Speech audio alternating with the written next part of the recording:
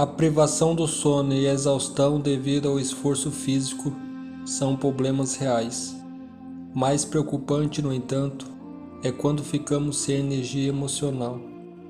Além disso, quando a privação do sono é adicionada às provações emocionais, ficamos dolorosamente desanimados.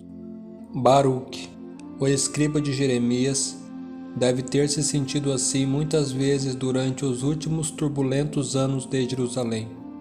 Antes do caos, sofrimento e devastação que se seguiram à destruição da cidade pelos babilônicos. E então, você deveria buscar coisas especiais para você? Não as busque, pois trarei desgraça sobre toda a humanidade, diz o Senhor. Mas eu deixarei escapar com vida onde quer que você vá. Jeremias 45:5. Esse versículo acima fez parte de uma mensagem de Deus por meio de Jeremias ao auxiliar do profeta, chamado Baruque. A Bíblia não fala muito sobre ele, mas por ser auxiliar de Jeremias no registro e anúncio de suas profecias, sabemos que se trata de alguém letrado e que provavelmente tinha boas conexões em Jerusalém, como o próprio profeta.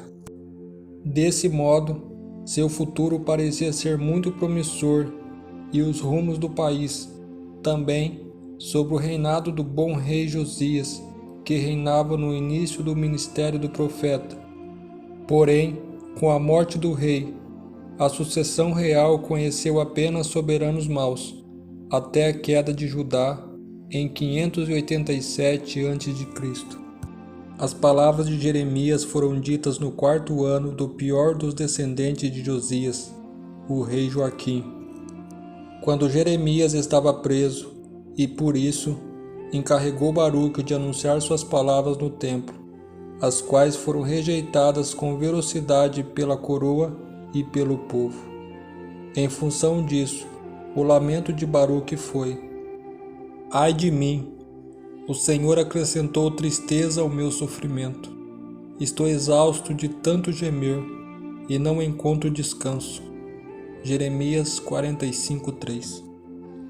Ao falar desse sofrimento no qual ele já vinha enfrentando, é justo pensar que ele tenha se referido à dor de ver a condição de decadência espiritual e moral do povo, ao qual ele, junto com o profeta Jeremias, trabalhava infrutiferamente no sentido de exaltar e conduzi-los ao arrependimento.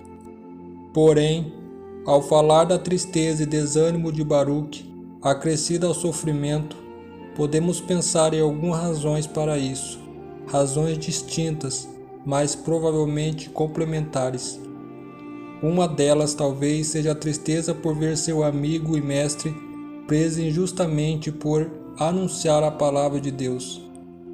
Outra razão deve ter sido saber pelas profecias que ajudava a registrar e anunciar que o destino de seu país era a desgraça inevitável de cair nas mãos de uma nação estrangeira e ser completamente destruída, sendo seu povo exilado. Uma razão final, mas não menor, talvez essa seja a maior parcela do motivo da tristeza e desânimo de Baruque, a julgar pelas palavras de Deus a ele. E então, você deveria buscar coisas especiais para você? Não as busque, pois trarei desgraça sobre toda a humanidade. Jeremias 45:5. Com essas palavras de Deus, Baruque sentiu tristeza e desânimo ao ver seus sonhos de sucesso e crescimento social e político acabados. Tudo pelo inevitável destino nacional como pela rejeição das pessoas que ele antes valorizava e que tinha como meta seguir. Por todas essas razões, sua tristeza aumentou ao ponto de ele se lamentar e enfrentar grande desânimo. É nesse contexto que o capítulo 45 de Jeremias foi traduzido, trazendo palavras de exortação, encorajamento e esperança a Baruque. Compreendendo isso, nós mesmos podemos extrair 3 lições para lidar com a decepção e o desânimo. A primeira, portanto, extremamente útil para lidar com o desânimo é priorizar os interesses de Deus em nossas vidas. A resposta que Baruque ouve do Senhor após sua queixa é: destruirei o que edifiquei e arrancarei o que plantei de toda esta terra. Jeremias 45:4. Com isso, ao explicar que estava prestes a julgar duramente o povo de Israel, Deus não ignorou o lamento e as razões pelas quais o seu servo se afligia. Mas ainda que os planos de Baruque não fossem ruins em si, eles não tinham procedência sobre os planos de Deus, a quem ele servia. Isso devia fazê-lo desejar primeiro os objetivos de Deus, colocando-os na frente de seus próprios objetivos. Tal atitude envolve, ao mesmo tempo, renúncia pessoal e ajuste de valores, de modo que o servo não prioriza os interesses de Deus como que obrigado de má vontade, mas as toma também como seus próprios interesses prioritários. A segunda lição, associada à primeira, é compreender o plano de Deus. Colocar os interesses de Deus em primeiro lugar é bem mais fácil quando entendemos, ainda que por alto, a maneira como Deus tem guiado a história da humanidade e do seu povo, de modo que compreendamos melhor a nossa participação, pela graça do Senhor, em todo esse processo. Por isso, ainda que Baruque tivesse seus objetivos que vinham sendo frustrados, Deus lhe mostrara ter planos maiores que os de seu servo, planos de grande alcance e impacto, propósitos que ele determinou para a história da nação israelita e para a humanidade. Um projeto em que sua soberania lhe impunha o poder, a santidade e a justiça. Por isso o Senhor lhe disse: procuras tu grandeza para ti? Não as busque, pois trarei desgraça sobre toda a humanidade, diz o Senhor. Mas eu deixarei escapar com vida onde quer que você vá. Jeremias 45:5. A grandeza que Baruque buscava para si não fazia parte dos planos de Deus para ele, nem o ajudaria no desempenho de seu ministério. Por isso lhe é dito: não as procures. Aqui está um alinhamento de valores que dificilmente é levado a cabo sem que se compreenda o plano de Deus e qual é o nosso lugar nele.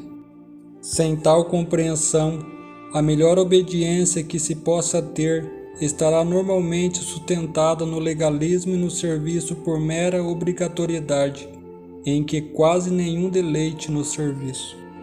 E, finalmente, a terceira lição é valorizar as bênçãos de Deus. Se é certo que havia um custo na função para a qual Baruque foi chamado a desempenhar e que exigiu do servo que ele priorizasse os objetivos de Deus no lugar dos seus objetivos pessoais, é também certo que não havia apenas dificuldades e negação pessoal, mas também bênçãos concedidas pela graça do Senhor, o qual lhe disse: mas eu o deixarei escapar com vida onde quer que vá. Jeremias 45:5. Assim como a Jeremias, Deus prometeu estar ao lado de Baruque, protegê-lo dos perigos, livrá-los dos inimigos e poupar sua vida onde quer que fosse. Pode até parecer apenas um prêmio de consolação, mas não é. A verdade é que se Baruque tivesse conseguido seus objetivos e ocupar a posição que gostaria de estar, seria atropelado pelo juízo de Deus, assim como os demais. Por isso, era preciso que ele se consolasse e ficasse encorajado. Em primeiro lugar, percebemos como Deus dá atenção pessoal a um pequeno servo em meio a profecias e tratamentos globais. E em segundo, notamos que tudo o que temos são bênçãos de Deus e não direito e conquista puramente nossas. Se tudo isso trouxe exortação, encorajamento, esperança e ânimo para Jeremias e Baruque, é certo que fará o mesmo a nós, ao realinharmos nossos valores e objetivos de modo a priorizar os planos e o serviço ao nosso Senhor. Nesse modo, a pergunta que fica é: você tem feito isso? Ou continua desanimado e decepcionado com sua vida? Em resumo, o remédio para o desânimo é nos entregar aos propósitos e objetivos de Deus às nossas vidas. Assim, alcançaremos as bênçãos e as graças que vêm de nosso Senhor, que estás nos céus.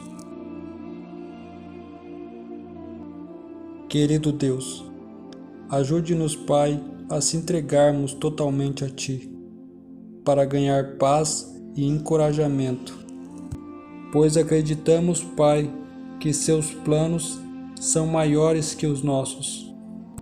Assim como foi Jeremias e Baruque, nos ajuda, Senhor, a confiar em Ti.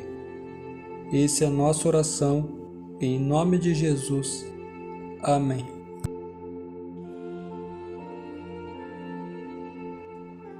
Até a próxima.